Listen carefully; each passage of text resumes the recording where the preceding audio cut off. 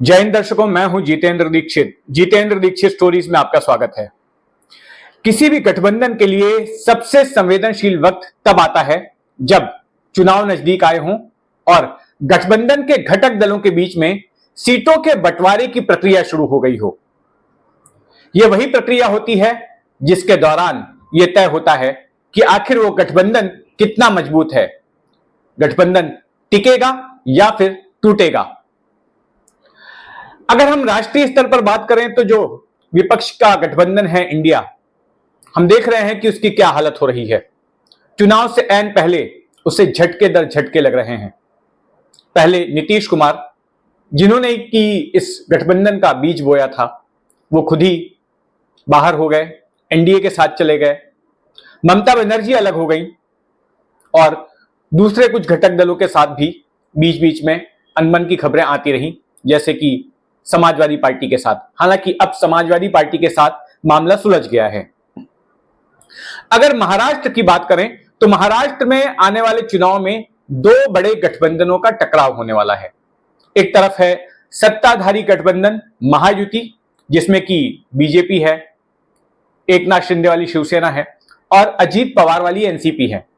तो दूसरी तरफ महाविकास आघाड़ी है, विपक्षी पार्टियों का गठबंधन, जिसकी तीन बड़ी पार्टियां हैं: उद्धव ठाकरे वाली शिवसेना, शरद पवार वाली एनसीपी और कांग्रेस। और साथ में अब प्रकाश अंबेडकर की पार्टी वंचित बहुजन आघाड़ी भी आ गई है। तो बीते 2-3 हफ्तों से लगातार इन दोनों ही गठबंधनों ने सीट बंटवारे की प्रक्रिया पर बैठकें करनी शुरू कर दी और इसी के साथ साथ इन दोनों ही गठबंधनों में आपसी खींचतान की, आपसी टकराव की भी खबरें आने लग गई। घटक दल एक दूसरे के ऊपर आरोप प्रत्यारोप करने लग गए।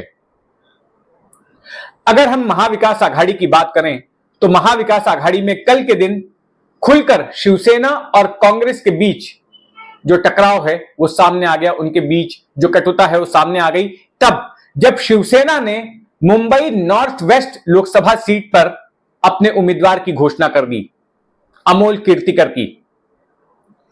अब यह बात जो है कांग्रेस को नागवार गुजर रही है। अब तक सीट बंटवारा फाइनल हुआ नहीं है, कोई फॉर्मूला तय हुआ नहीं है। कौन सी पार्टी कितनी सीट पर लड़ेगी यह तय नहीं हुआ है, कौन सी पार्टी किस सीट पर अपना उम्मीदवार उतारेगी यह तय नहीं हुआ है। और इस बीच शिवसेना अपनी मर्जी से उम्मीदवार की घोषणा कर देती है बिना कांग्रेस को कॉन्फिडेंस में लिए। और इस बात से कांग्रेस के नेता संजय निरुपम काफी नाराज हैं, काफी खफा हैं, क्योंकि उनका कहना है कि इस सीट पर शिवसेना का नहीं बल्कि कांग्रेस का अधिकार है। ठाकरे वाली शिवसेना का यह कहना है कि इस सीट पर शिवसेना का ही अधिकार है, क्योंकि अविभाजित शिवसेना यहां से लगातार 2 बार चुनाव जीतते आई है। साल 2014 में भी गजानन कीर्तिकर, जो कि मौजूदा सांसद हैं, वो यहां से चुनाव जीते थे शिवसेना के टिकट पर, और साल 2019 में भी अपनी जीत रिपीट की थी। इससे पहले मधुकर सरपोतदार भी इस सीट से सांसद चुने जा चुके हैं।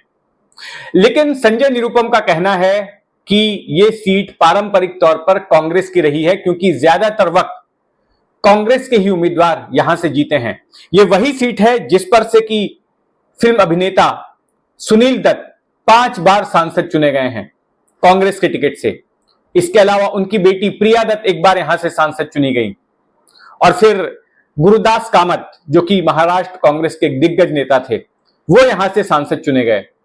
तो इस आधार पर निरुपम का दावा है कि यह सीट कांग्रेस की ही है और इस बार भी सीट बंटवारे के दौरान कांग्रेस के हिस्से में ही यह सीट आनी चाहिए थी। संजय निरुपम का कहना था कि वो काफी वक्त से इस सीट के लिए तैयारी कर रहे थे। उन्हें यकीन था कि यह सीट कांग्रेस को ही मिलेगी और वे यहां से चुनाव लड़ेंगे। लेकिन शिवसेना ने जिस तरह से अपने उम्मीदवार की घोषणा कर दी है, उसने निरुपम की उम्मीदों पर पानी फेर दिया। निरुपम का कहना है कि अभी कोई लिस्ट तैयार नहीं हुई, तो फिर कैसे शिवसेना ने यह फैसला ले लिया। इसकी शिकायत उन्होंने अपनी पार्टी से की है और निरुपम का यह कहना है कि पार्टी ने भी यह माना कि शिवसेना का यह बर्ताव गलत है। निरुपम ने तो जो अमोल कीर्तिकर हैं उनके ऊपर सीधे सीधे खिचड़ी घोटाले में शामिल होने का आरोप भी लगा दिया। इस वक्त केंद्रीय जांच एजेंसियां इस बात की जांच कर रही हैं कि कोविड काल के दौरान जो मुंबई महानगर पालिका की तरफ से खिचड़ी बांटी गई प्रवासी मजदूरों को, उसमें घोटाला हुआ। जितनी खिचड़ी दी जानी चाहिए थी उतनी खिचड़ी दी नहीं गई। इसके अलावा जो लागत है वो भी बढ़ा चढ़ाकर वसूली गई थी। इस मामले में कुछ गिरफ्तारियां भी हुई।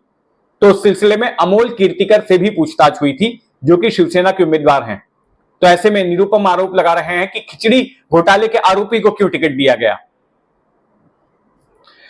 संजय निरुपम की अगर बात करें तो संजय निरुपम कांग्रेस का मुंबई में एक बड़ा चेहरा है।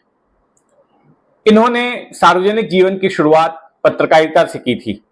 मुंबई में ये जनसत्ता अखबार के लिए काम करते थे और फिर फरवरी 1993 में जब शिवसेना ने यह ठानी कि हम अपना हिंदी अखबार भी निकालेंगे, हिंदी मुखपत्र भी निकालेंगे, जो सामना मराठी में निकलता था हिंदी भाषियों से जुड़ने के लिए, तो दोपहर का सामना नाम का एक इवनिंगर अखबार निकाला गया और उसके कार्यकारी संपादक के तौर पर संजय निरुपम की नियुक्ति हुई।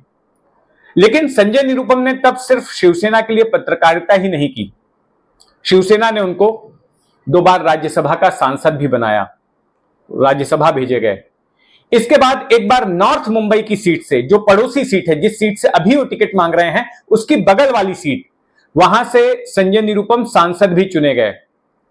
उनसे पहले उसी सीट से गोविंदा सांसद चुने गए थे। फिर साल 2014 में यहां से गोपाल शेट्टी सांसद चुने गए बीजेपी के, और इस वक्त ये सीट बीजेपी के हिस्से ही है। लेकिन निरुपम अब उस सीट से टिकट नहीं चाहते हैं। निरुपम चाहते हैं कि नॉर्थ वेस्ट मुंबई की सीट जहां पर वो रहते हैं वहां से उनको टिकट दिया जाए। अब ऐसे में सवाल उठता है कि क्या निरुपम को अगर टिकट नहीं मिलता है और अगर शिवसेना ये नाम वापस नहीं लेती है, तो फिर निरुपम के सामने विकल्प क्या है? क्या निरुपम भी मिलिंद देवड़ा की तरह पार्टी से इस्तीफा दे देंगे और सत्ताधारी पक्ष की किसी पार्टी में चले जाएंगे, जैसा कि मिलिंद देवड़ा ने किया था? मिलिंद देवड़ा ने भी इसी साल कांग्रेस पार्टी से इस वजह से इस्तीफा दे दिया क्योंकि सीट बंटवारे के दौरान उन्हें संकेत मिल गए थे कि जिस दक्षिण मुंबई की सीट से वो टिकट चाहते हैं, वो दक्षिण मुंबई की सीट कांग्रेस के हाथ नहीं आ रही है। उनको अंदेशा था कि हो सकता है ये सीट उद्धव ठाकरे वाली शिवसेना के पास में चली जाए, और उन्हें अपना राजनीतिक करियर खतरे में नजर आया और इस वजह से उन्होंने पार्टी से इस्तीफा दे दिया और फिर एकनाथ शिंदे वाली शिवसेना से जुड़ गए। हालांकि वहां भी उन्हें लोकसभा का टिकट नहीं मिला, उन्हें राज्यसभा भेज दिया गया। कुल मिलाकर लेकिन वो सांसद तो बन गए।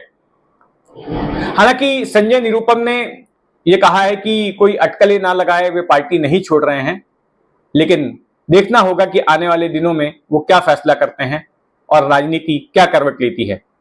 तो इस जैसे तमाम किस्से कहानियों के लिए जुड़े रहें जितेंद्र दीक्षित स्टोरीज के साथ में। अगर आपने अब तक इस चैनल को सब्सक्राइब नहीं किया है तो सब्सक्राइब कर लें। जय हिंद।